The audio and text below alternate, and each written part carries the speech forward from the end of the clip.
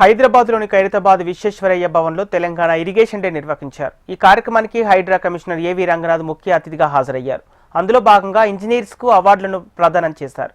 2025లో కూడా పాత పద్ధతుల్లోనే శివరేజీ, ట్రాఫిక్ వంటి సమస్యలను పరిష్కరించడం సరికాదని, మారుతున్న టెక్నాలజీని అందిపుచ్చుకొని శాశ్వత పరిష్కార మార్గాలను చూపించాలన్నారు.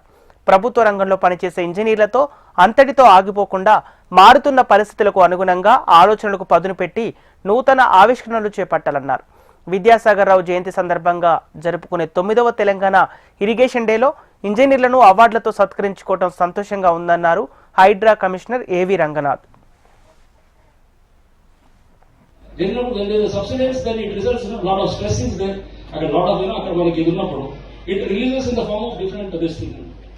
సో ఇవన్నీ కూడా మనకి అది ఇప్పుడు మనం పెద్ద పెద్ద హై రైజ్ బిల్డింగ్లు కడుతున్నాం.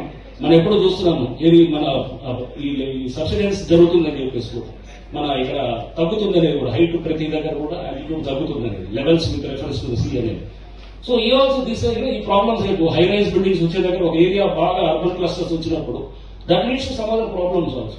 ఇవన్నీ మనం ఎప్పుడప్పుడు అంచనాలు వేస్తూ సమస్యల్ని మనం అర్థం చేసుకోగలిగితే కనుక come up with some practicable and workable solutions. అది మనం ఏదేదో కాంప్లెక్స్ చేయడం కాకుండా సింపుల్ ఏదో సొల్యూషన్ సమస్య ఇది పరిష్కారం ఇది అని తెస్తే కనుక ఇంజనీర్స్ ఇంకా ముందు చాలా మంది గుర్తుపెట్టుకుంటారు. Indians they are known for IT దీంట్లో కూడా మన వాళ్ళు బ్రహ్మాండంగా చేస్తున్నారు. ఏ ఫీల్డ్ లో తీసుకున్నా మన వాళ్ళు బాగా చేస్తున్నారు. గవర్నమెంట్ లో కూడా వచ్చిన తర్వాత we have to innovate, we have to come up with solutions.